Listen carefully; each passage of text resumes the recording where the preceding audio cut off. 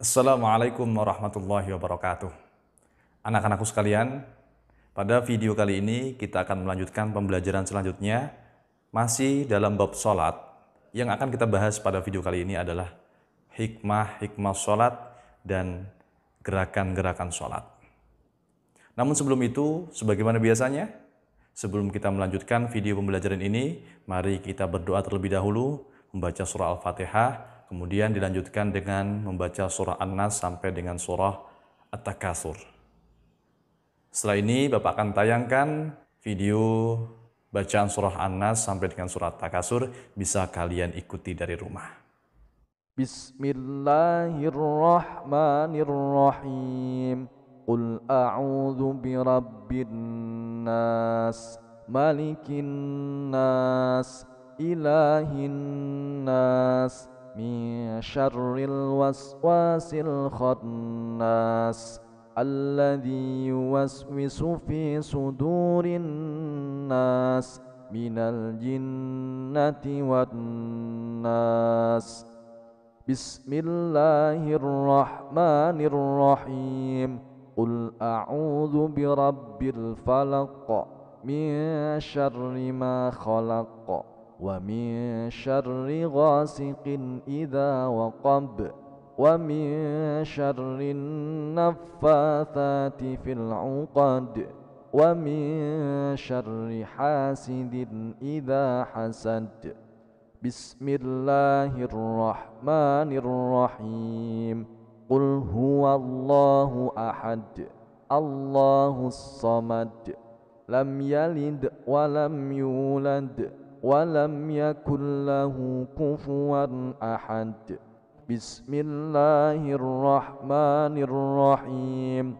Tabbat yada abi lahabin wa tabb, ma aghna anhu maluhu wa ma kasab, sayasla naran dhata lahab, wa imra'atuhu hammalatal hatab, fi jidiha hablum min masad. Bismillahirrahmanirrahim. إذا جاء نصر الله والفتح ورأيت الناس يدخلون في دين الله أفواجا فسبح بحمد ربك واستغفره إنه كان توابا.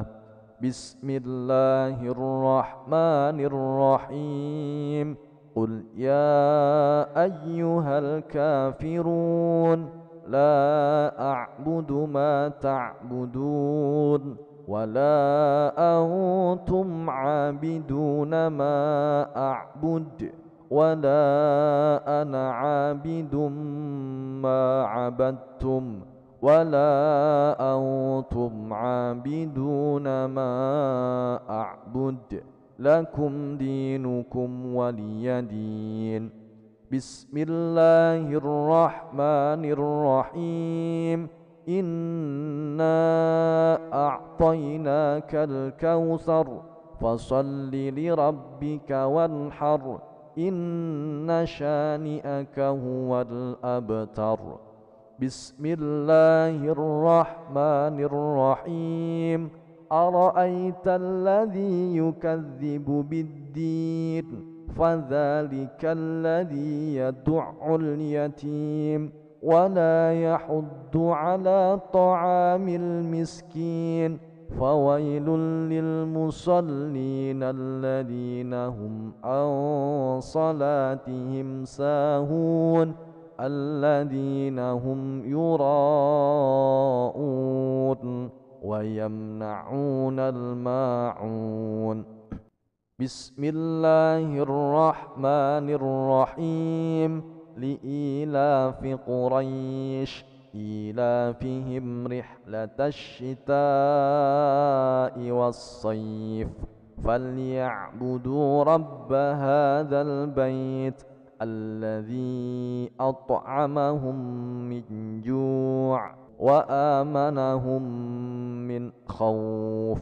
بسم الله الرحمن الرحيم ألم تر كيف فعل ربك بأصحاب الفيل ألم يجعل كيدهم في تضليل وأرسل عليهم طيرا أبابيل ترميهم بحجارة من سجيل فجعلهم كعصف مأكول بسم الله الرحمن الرحيم ويل لكل همزة لمزة الذي جمع مالا وعدده يحسب أن ماله أخلده كلا لينبذن في الحطمة وما أدراك ما الحطمة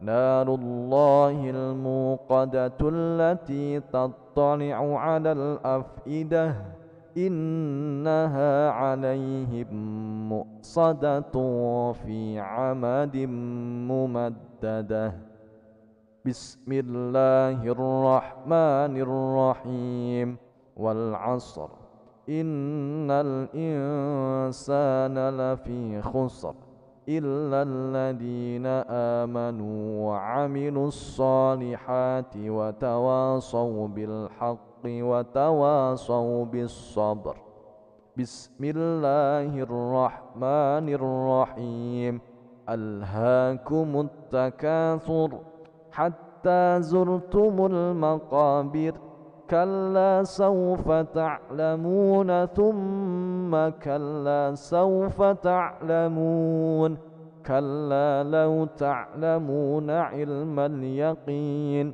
لترون الجحيم ثم لترونها عين اليقين ثم لتسألن يومئذ عن النعيم.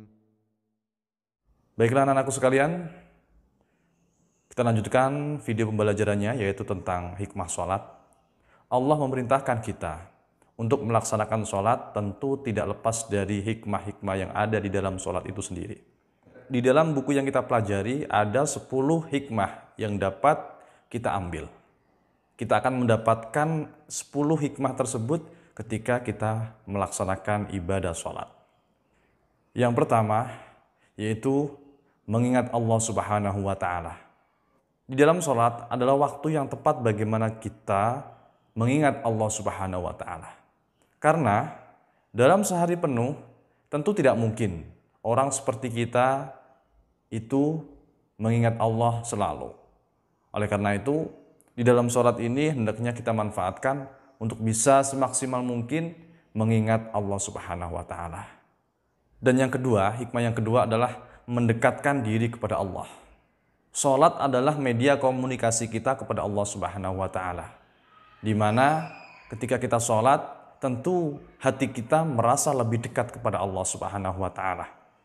Oleh karena itu, hendaknya kita melaksanakan sholat dan tepat pada waktunya. Yang ketiga adalah melatih diri kita untuk disiplin. Sebagaimana yang telah kita pelajari sebelumnya, sholat adalah ibadah yang telah ditentukan waktunya. Kita sholat subuh di waktu subuh, sholat duhur di waktu duhur. Nah, ini akan melatih kita untuk menjadi pribadi yang disiplin. Orang yang sholatnya rajin, orang yang sholatnya tepat waktu, fa insyaallah dia akan menjadi pribadi yang disiplin. Dan yang keempat, mengajarkan kita untuk hidup bersih. Kenapa demikian? Kita ketahui bersama sebelum sholat, kita memiliki sebuah kewajiban yang bernama wudhu. Nah, wudhu ini mengajarkan kita kepada kebersihan. Dari membasuh wajah sampai dengan kaki, semuanya mengajarkan kita untuk menjaga kebersihan. Dan juga, saat kita sholat, tempat, pakaian, atau badan kita harus suci. Kalau tidak suci, maka sholatnya tidak sah. Nah, inilah sholat memiliki hikmah untuk agar kita menjalankan hidup bersih. Yang kelima adalah mengajarkan diri kita untuk hidup tertib dan teratur. Bagaimana maksudnya? Anak-anakku sekalian, dalam sholat kita dianjurkan untuk melaksanakannya secara berjamaah. Nah, di dalam jamaah ini kita diajarkan ketertiban dan keteraturan. Ketika imam berdiri, kemudian imam merapikan shaf, itu juga bagian dari mengajarkan kita agar kita hidup tertib dan teratur. Shafnya diluruskan, dan ketika imam sudah mulai takbiratul ihram, kita semuanya mengikuti apa yang imam lakukan. Itu mengajarkan diri kita menjadi hidup tertib dan teratur. Dan yang keenam adalah di dalam sholat kita diajarkan untuk bersikap rendah hati. Di dalam sholat ketika Allahu Akbar, kita dianjurkan untuk menundukkan kepala kita, menghadap ke tempat sujud. Tidak boleh mendongak ke atas begini, tidak boleh. Ya, anak-anakku kalau sholat di rumah, sholat di masjid, tidak boleh seperti itu. Ya, ketika sudah Allahu Akbar, mendongak ke atas ini tidak boleh. Harus menghadap ke bawah. Menghadapkan pandangan matanya ke tempat sujud. Ini melatih juga untuk kita fokus. Apalagi setelah takbiratul ihram, Allahu Akbar, terus toleh-toleh begini. Malah tidak boleh. Nah, inilah yang dimaksud melatih rendah hati. Kita merendahkan hati kita di hadapan Allah Subhanahu wa Ta'ala yang Maha Agung, yang Maha Tinggi. Kita sebagai makhluk, kita sebagai manusia bukan apa-apa. Oleh karena itu, di dalam sholat kita juga diajarkan untuk rendah hati, untuk rendah diri di hadapan Allah Subhanahu wa Ta'ala. Yang selanjutnya adalah hidup damai dan menebarkan keselamatan. Ya, di dalam sholat kita juga diajarkan untuk hidup damai. Ketika kita sholat berjamaah, tidak ada yang saling bertengkar. Semuanya memiliki tujuan yang sama, yaitu kepada Allah Subhanahu wa Ta'ala. Ketika selesai sholat, Assalamualaikum warahmatullahi. Nah, ini kita mengucapkan salam kepada orang di sekitar kita. Ini juga mengajarkan agar kita hidup damai. Menebarkan salam, menebarkan keselamatan kepada orang-orang yang ada di sekitar kita. Kemudian yang nomor 8 adalah hati menjadi tenang dan tentram. Orang ketika dia sedang sholat dan dia benar-benar sholat dalam keadaan serius, artinya tidak bercanda, maka insya Allah Allah akan memberikan ketenangan di dalam hatinya. Allah akan memberikan ketentraman di dalam hatinya. Asal dia sholat dengan sungguh-sungguh, bukan dengan bergurau, bukan dengan bercanda. Ketika sudah Allahu Akbar, fokus tujuan kita hanya Allah Subhanahu wa Ta'ala. Jangan bercanda lagi. Dengan demikian insya Allah hati kita akan menjadi tentram dan damai. Yang kesembilan adalah membina kebersamaan, persatuan, dan persaudaraan. Lagi-lagi di dalam sholat ini kita juga diajarkan untuk bagaimana kita bersatu, bagaimana kita bersama. Ketika imam ruku, semuanya ikut ruku. Tidak ada ceritanya ketika ada imam ruku, kemudian dia sujud, maka sholatnya tidak sah. Nah, di dalam sholat ini kita diajarkan bagaimana hidup kompak bersama dalam kebersamaan. Seberapa banyak pun jamaahnya. Kalian bisa lihat di Masjidil Haram. Itu tidak ada yang membangkang, tidak ada yang imamnya belum ruku, dia ruku, tidak ada. Ya, semuanya patuh kepada imam.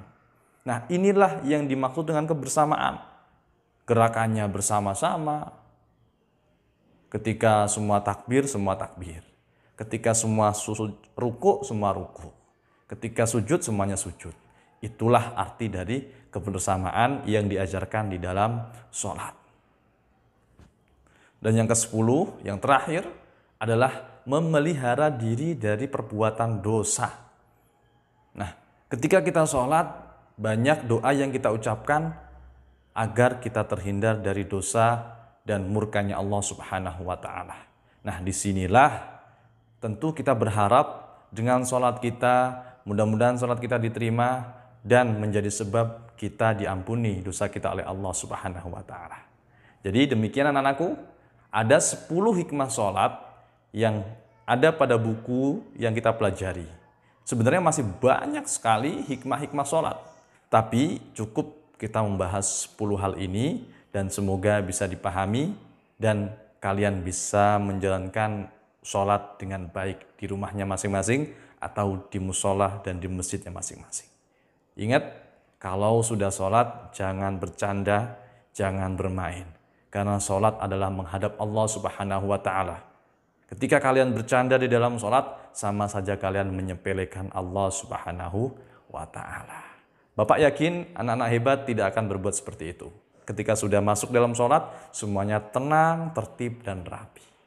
Ya, demikian yang bisa Bapak sampaikan. Kita akan lanjut pada video pembelajaran selanjutnya, yaitu tentang gerakan di dalam sholat. Namun, sebelum itu, Bapak akhiri dulu. Insya Allah, pembahasan ini akan kita bahas pada video berikutnya. Semoga bermanfaat. Assalamualaikum warahmatullahi wabarakatuh.